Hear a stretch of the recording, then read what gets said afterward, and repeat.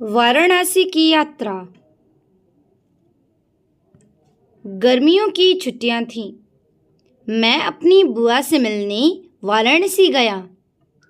वाराणसी हमारे गांव से काफ़ी दूर है। रेलगाड़ी से जाना पड़ता है। पूरे 52 रुपए का टिकट लगा था। दीदी भी मेरे साथ थी। रेलगाड़ी से यात्रा करने में मुझे बहुत आनंद आया। छुक छुक छुक छुक छुक छुक, धड़ धड़ाम, धड़ धड़ धड़ाम, शू। ऐसा लग रहा था मानो पेड़ भी हमारे साथ चल रहे हों। स्टेशन पर पहुंचे तो बहुत भीड़ थी। बाहर आकर दीदी ने एक रिक्शा बुक किया। जल्दी ही हम बुआ के घर पहुंच गए। बुआ दरवाजे पर ही खड़ी मिल गई। उन्होंने खुशी से हमें गले लगाया। मेरी फुफेरी बहन शैली और भाई राजू भी घर पर ही थे। दोनों हमें देखकर बहुत खुश हुए। शैली, राजू और बुआ हमारे घर के सारे लोगों के बारे में पूछते रहे। बुआ ने हमें खाने को रसगुल्ला दिया। इतना बड़ा रसगुल्ला, पर मैं एक ही बार में खा गया। मेरा मुंह रस से भर गया। सुबह तैयार होकर हम गोदौलिया घूमने गए। चारों ओर मेले जैसी चहल पहल थी। ऊंचे ऊंचे मंदिर जैसे आसमान को छू रहे हों। घंटे, घड़ियालों की आवाजें आ रही थी। Ton ton. विश्वनाथ मंदिर में आरती हो रही थी।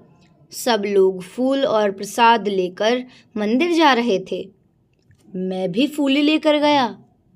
भीड़ अधिक थी। फूल चढ़ाने में बहुत समय लगा। मंदिर के बाहर एक आदमी मुंह से कोई बाजा बजा रहा था। यह शहनाई बजा रहा है, मोनू दीदी ने बताया। विश्व प्रसिद्ध शहनाई वादक उस्ताद बिस्मिल्लाह खान वाराणसी के ही थे, दीदी बोली। इसके बाद हम दशाश्वमेध घाट गए और नाव में बैठे। इतनी बड़ी नाव, जब वह चल रही थी तो हल्के हल्के हिचकोले ले रही थी। नाव को चलाने वाला छप छपाक करके अपना चप्पू चला रहा था। गंगा के किनारे किनारे घाट बने थे। बड़ी बड़ी छतरियां लगी हुई थीं। बहुत सारी सीढ़ियां बनी थीं। उन पर बैठे कुछ लोग नहा रहे थे। एक मंदिर लग रहा था जैसे पानी में अब गिरा। यह टेढ़ा मंदिर है मोनू, दीदी ने बताया।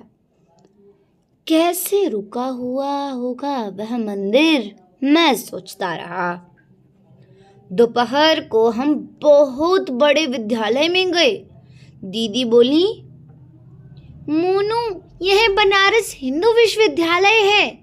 इसे महामना मदन मोहन मालवीय ने बनवाया था।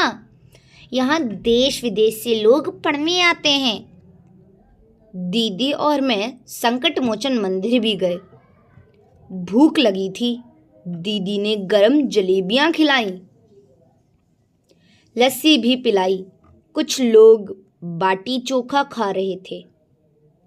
सत्तू वाले ठेले पर भी खूब भीड़ लगी थी।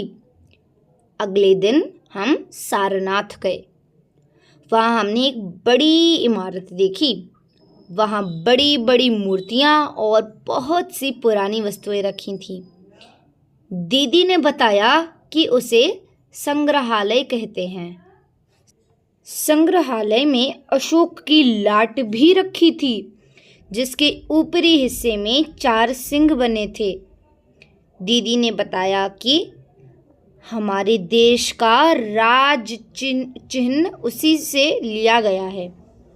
हमने बौद्ध मंदिर और बौद्ध स्तूप भी देखे। लौटते समय हम रेलगाड़ी का इंजन बनाने का कारखाना भी देखने गए। शाम को हम बाजार घूमने निकले। लहूराबीर में घूमते घूमते रात हो गई। हम वापस घर लौट आए। रात को शैली और राजू से खूब बातें हुई। सुबह हमें लौटना था। बुआ ने गले लगाते हुए हमसे अगली छुट्टियों में आने को कहा। शैली और राजू दूर तक हमें जाते देखते रहे।